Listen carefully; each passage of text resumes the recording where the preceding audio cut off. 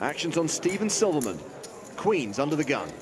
Silverman was on the American Poker reality show 2 months, 2 million. It was the highest rated poker reality show in its time slot starring Steve Silverman. He's raised to 15,000. Dan Smith has Queen Jack suited. Dan's in rough shape, but he's got the exact kind of hand you can sometimes crack bigger hands with. He calls. Negreanu's out. As are Bakar and Sieber. Ravensbeck will fold the big blind, so we're heads up to the flop. And that flop is Jack, Jack 5, trips for Smith. Hi-ya! Steve's almost always going to bet this because he's almost always going to have the best hand. He does continue for 27,000. I don't think he's folding. Nope. He calls. Dan opts to just calls. There are plenty of hands he could peel a turn with that aren't nearly as strong. 6 of spades on the turn. Smith with a virtual lock on the hand, 98% equity. None of these cards are really saving Silverman. Bets again, 65,000. Now, does Dan raise or just call and go for all his value on the river?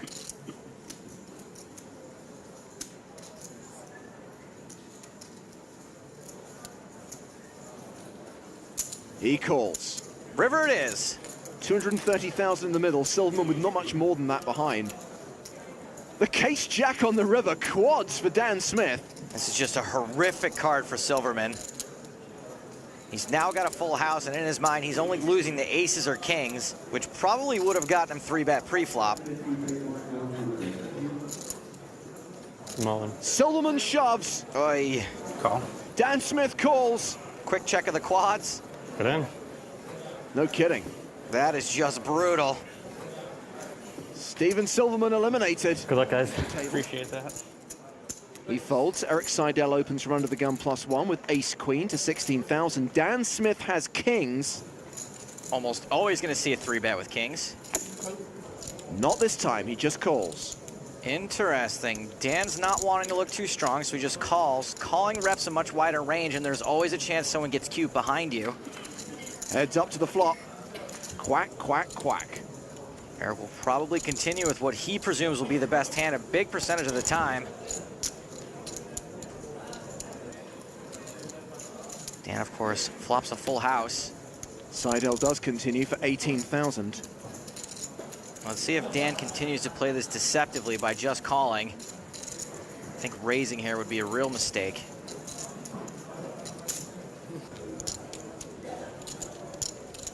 He does call. Don't want to chase away that action.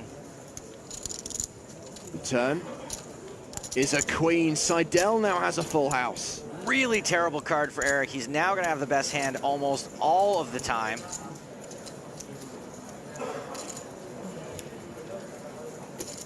Fires again, 25,000. We know Eric is more likely to call raise here than I am to call an ex-girlfriend after 2 a.m., but does Dan know that?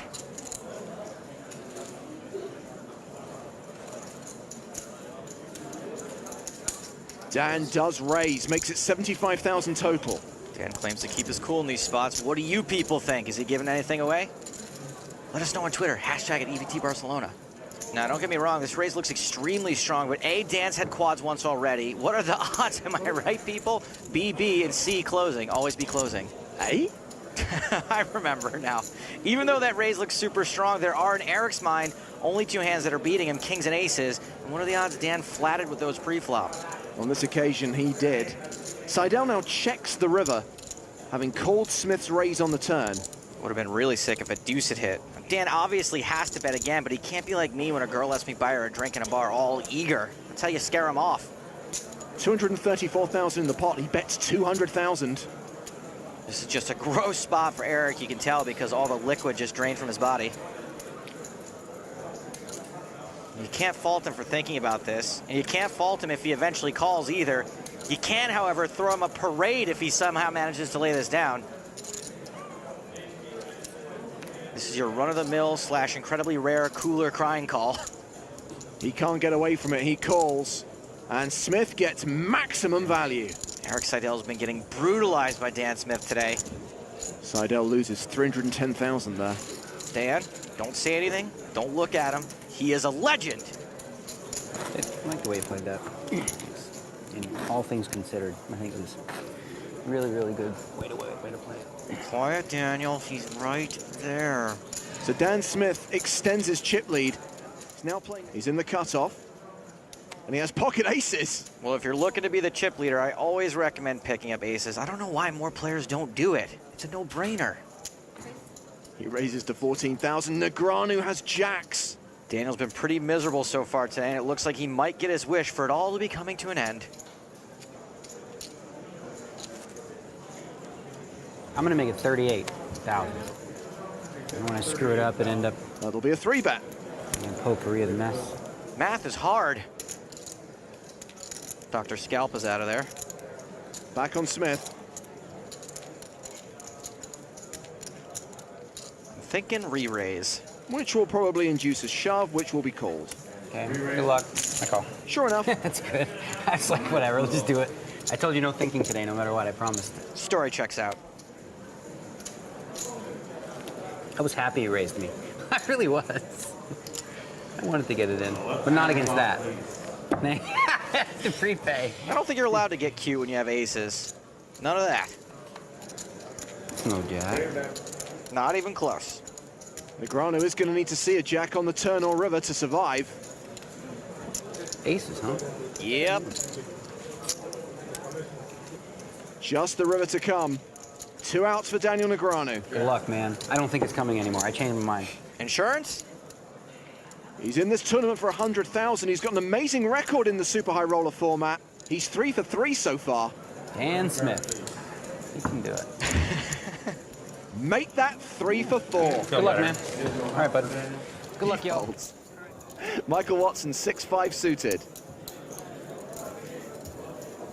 Raises, makes it 22K. Eric Seidel has pocket sixes. Likely to see a call. Sure enough, Eric does call. Dan Smith on the button has ace-king. Dan's almost certainly going to 3-bet here, in position with all that action behind him. And don't forget those massive chips. He re-raises to 63,000. Sam Chartier's just joined the feature table. He folds. Simon Ravensbeck also has ace-king. Another ace-king out there. This is going to make things pretty crazy. Ravensbeck 4-bets to 134,000. Watson and Seidel both fold. Now this is a little less exciting now since these two are destined to chop. Smith 5-bets. I'm all in. Ravensbeck moves all in, and Smith calls. This guy Ravensbeck must have some rep considering none of these guys ever appear to be afraid to get it in with him. 96% chance of a chop. No reason to hide that gorge face now. The flop has 2 spades on it, and Smith holds the ace of spades. Backdoor sweat. And there's a spade on the turn. Oh, come on. That would be too gross, right? Anyone else holding spades I don't want to know? Trust me, neither does Ravensbeck. And the river brings another spade. Oof. That was less cool than talking about a guy's bachelor party in front of his wife. That was grotesque. Dan, it's okay if you want to laugh. Ravensbeck gets 4 flush, and a big stack is taken out by the chip leader, who now has close to 2.8 million, a phenomenal number of chips. Can we please lose another player soon? That average makes me uncomfortable. Dan Smith, Jack 9 offsuit. Smith, the overwhelming tournament chip leader. Been folded to him. He's in relatively late position. Yeah, he's in the cutoff. He raises to 36,000. Gets rid of Kurzovic on the button. Kurzovic folds a dominating hand. JC Alvarado folds the small blind. Mike McDonald has Jack 10 in the big blind. Also has Smith dominated, but he is out of position.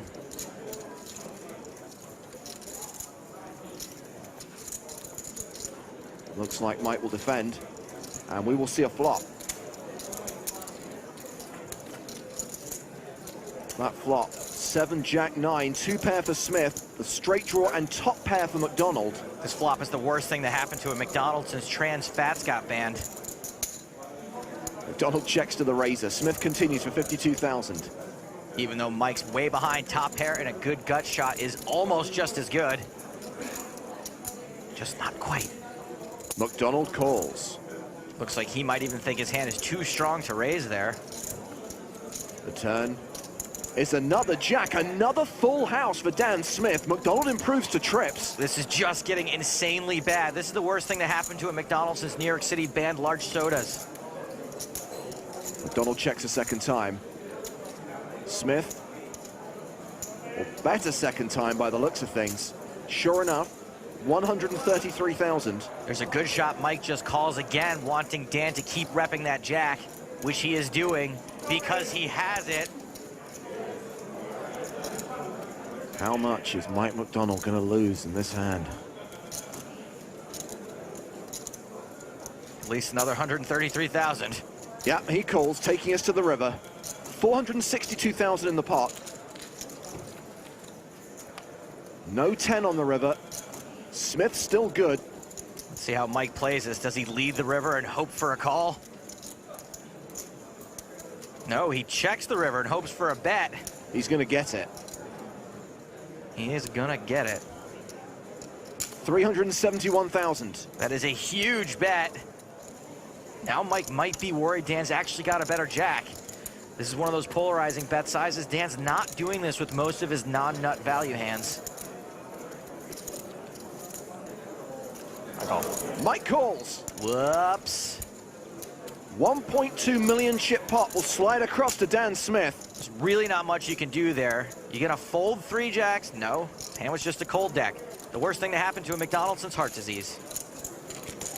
Dan Smith is now playing nearly 3.5 million. He has more than 3 times the tournament average. He's riding the chip train up Cha-Ching Mountain. Programming on the Discovery Channel. Blinds at 8,000, 16,000 with a 2,000 ante. Agen has been folded around to Iñat Liviu. The Romanian pro has pocket 10s. And he is raising, makes it 32,000. Ryan Kamaya folds. Steve O'Dwyer will pass the jack 8. Woof. 8-7 suited for JC Alvarado.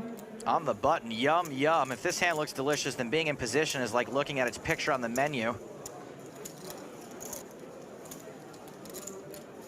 Alvarado will call. Litvinov gives up the small blind. Dan Smith in the big blind as Queen 6 suited. Dan's getting good pot odds. A call here would be borderline if he didn't have all the chips in the universe, but he does, so it's totes fine.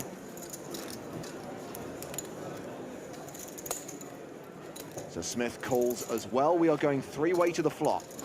That flop, 6-9 deuce. Second pair for Smith, an up and down draw for Alvarado. Liviu still leads with 10s. Liviu was the original raiser. 55. And he's got the most to protect against. Dan Smith checks to him. Liviu bets 55,000. I don't know that this bet will get either of these players to fold, however. Alvarado calls. Liviu's actually got 2 blockers to his hand. Smith calls as well. It's a 3-way to the turn. Calls a little questionable, but Dan's getting stupid pot odds again. And he hits another 6 on the turn. Trips for the chip leader. This is a grosser turn than the twist in the crying game. JC is now dead to 4 outs. Dan all but locks his hand up, and no one's really likely to think this card changed anything. Dan checks a second time. Liviu bets a second time, 125,000. Action on Alvarado. He's getting a decent price to chase a straight. Meanwhile, Dan's got a super disguised monster. Alvarado calls.